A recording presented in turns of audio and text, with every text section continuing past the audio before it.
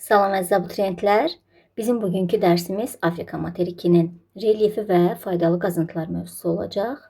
Afrika sözü Afriki tayfasının adından götürülüb və şaxtasız yer deməkdir. Materik böyüklüyünə görə ikinci böyük materikdir. Sahəsi 29,2 milyon kvadrat kilometrdir. Adaları da nəzərə alsaq, adalarla bir yerdə 30,3 milyon kvadrat kilometrdir. Afrikanı həm ekvator xətti, həm də Greenwich meridianı kəsdiyinə görə 4 yarımkürədə yerləşir. Materikin ucqar nöqtələri şimalda Tunisdə Bensekka və yaxud da Əl-Əbiad Ras Engel burnudur. Cənubda Carda yerləşir İynəburnu. Baxın burada. Şərqdə deməli Somali yarımadasında yerləşir Ras Xafun. Qərbdə isə yerləşir Almadi burnu. Materik dedik ki, Avrasiyadan sonra ən böyük materikdir və Afrika materiki Atlantik və Hind okeanları ilə əhatə olunub. Və yeganə materikdir ki, hər ucqar nöqtəsi müxtəlif yarımkürələrdə yerləşir. Şimal ucqar nöqtəsi şimal və şərq, cənub ucqar nöqtəsi cənub və şərq, şərq ucqar nöqtəsi şərq və şimal yarımkürəsində, qərb ucqar nöqtəsi isə qərb və şimal yarımkürəsində yerləşir.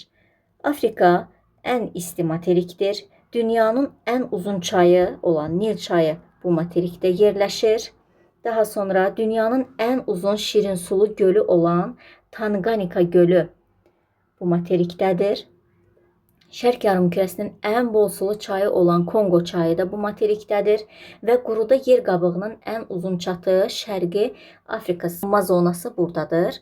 Bilirik ki, bu çat Qırmızı dənizdən Zambezi çayına qədər davam edir. Dünyanın ən isti nöqtəsi Tripoli səhrası buradadır. Ən böyük quraq təbii kompleksi Böyük Səhra da buradadır və ən geniş savannası olan materik də bu materikdir. Afrikanın ən hündür nöqtəsi Kilimancarodur. Kilimancaronun hündürlüyü 5895 metrdir və vulkanik dağdır. Baxın, bu hissədədir. Materikin ən alçaq nöqtəsi isə Cibutidə yerləşən Assal gölünün səviyyəsidir. Materiki Avropadan Cəbəlü Taiq boğazı və Aralıq dənizi ayırır. Bundan başqa Asiyadan isə Aralıq dənizi, Süveyş kanalı, Qırmızı dəniz, Babel-Məndəb boğazı, Ədən körfəzi ayırır. Ekvator xətti və 0-cı meridian bu materikdən keçdiyinə görə dedik ki, 4 yarımkürədə yerləşir. Materik qədim Gondvananın bir hissəsidir və sahil xəttləri az parçalanıb. Bir böyük yarımadası Somali yarımadasıdır və bir böyük körfəzi olan Qvineya körfəzi buradadır. Ən böyük adası isə Madagaskar adasıdır. Bunda başqa gəlin materikin adalarına nəzər salaq. Materikin adalarından dedik ki, ən böyüyü Madagaskardır. Bundan başqa Şeyşil adaları, Yəmənə məxsus Sokotra adası, Zənzibar adası, Komor adaları, Kanar adaları, Yaşılburun adaları da misal göstərə bilərik. Eyni zamanda divergentdə yerləşən Müqəddəs Yelena adası da bura aiddir. Səhralarına isə aiddir Böyük Səhra, bu hissədə yerləşən. Daha sonra Liviya səhrası, bu hissədə Namib səhrası, Nubiya səhrası, Kalaxari səhrası. Kalaxari səhrası ən çox qum toplamış səhradır. Materikin düzənliklərinə Kongo ovalığını, Kongo çökəkliyini misal göstərə bilərik. Daha sonra Böyük Səhrada yerləşən yaylaları, Əhqar yaylasını, hündürlüyü 2918 metr, Tibesti yaylasını, ən hündür hissəsi M2-dir, 3415 metrdir. Daha sonra Darfur platosunu misal göstərə bilərik. Bunun ən hündür hissəsi Himbala dağıdır, 3088 metrdir. Daha sonra Efiopiya yaylasına misal göstərə bilərik. Onun da hündürlüyü Rastaşendir və 4620 metrdir.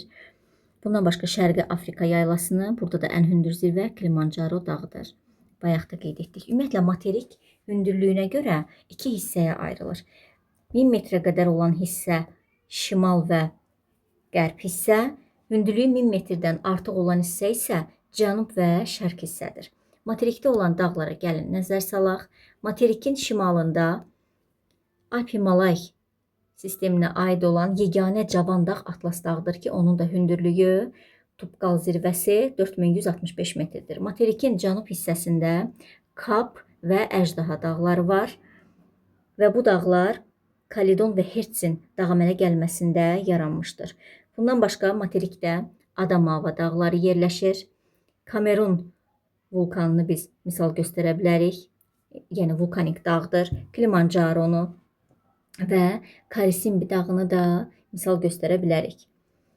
Misir ərazisində okean səviyyəsindən 132 metr aşağıda yerləşən Kattara çökəkliyi var ki, bu da materikin ikinci ən alçaq nöqtəsidir. Materikdə Şərqi Afrikada Qırmızı dənizin sahilindən, baxın bu hissədən Zambezi çayına qədər, Zambezi çayının sahilinə qədər nə gedir? Sınma zonası gedir. Və bu hissə seismik cəhətdən fəal ərazidir. Və bu onun geoloji quruluşundan bağlıdır. İndi isə gəlin materikin faydalı qazıntılarına nəzər salaq. Hansı faydalı qazıntılarla təmin olunmuşdur, ona baxaq. Materikin şimal və qərb hissəsi çökmə süxurlarla əhatə olunduğuna görə burada daha çox neft və təbii qaz ehtiyatı vardır. Ən böyük neft ehtiyatı Şimali Afrikada, Misirdə, Əlcəzairdə, Liviyada və Qvineya körfəzinin sahilindədir. Buradakı ölkələrdə isə, yəni Qabon və Nigeriyadadır. Cənub və şərq hissədə daha çox maqmatik və metamorfik süxurlar geniş yayılıb. Buna görə də burada filiz faydalı qazıntıları çoxdur. Materikdə Atlas dağları fosforit ehtiyatına görə çox zəngindir və dünyanın ikinci mis qurşağı Mərkəzi Afrikada yerləşir. Burada eyni zamanda sink, qalay, uran, boksit yataqları da vardır. Cənubi Afrikada isə qızıl, almaz, daş kömür ehtiyatları vardır. Eyni zamanda Namibiya sahillərində almaz çıxarılır. Materik Afrika tavasının üzərindədir. Afrika tavasının sahəsi Afrika materikinin sahəsindən daha çoxdur. Materikin divergent sərhəddində vulkanik mənşəli adalar vardır. Materik həm Şimali Amerika ilə, həm də Cənubi Amerika ilə divergent zonaya malikdir. Və materikə deməli məxsus olan Kanar, Komor, Yaşılburun adaları vulkanik mənşəli olsalar da, onlar tavaların sərhəddində yerləşmirlər. Onlar materikin öz daxilində olan daha kiçik plitələrin sınma zonasındadır. Şərqi Afrika sınma zonası seismik cəhətdən fəal olsa da, amma geosignal qurşağa aid deyil. Bu materikin geoloji quruluşundan əlaqədardır. Və həmin bu sınma zonalarda fəaliyyətdə olan vulkanlar var. Materik 3 istilik, eyni zamanda 3 işıqlanma qurşağında dedik ki, 4 yarımkürədə yerləşir. Materiki həm şimal tropik xətti, həm də cənub tropik xətti kəsir. Və dedik ki, materik həm 3 istilikdə, həm də 3 işıqlanma qurşağında yerləşəcək. Materikin ərazisinin çox hissəsi platformada yerləşir. Dedik ki, Kalahari səhrası ən qalın qumla örtülmüş səhradır və Cənubi Afrika Respublikası, Botsvana və Namibiyanın ərazisində yerləşir. Bugünkü dərsimiz bu qədər. Uğurlar sizə.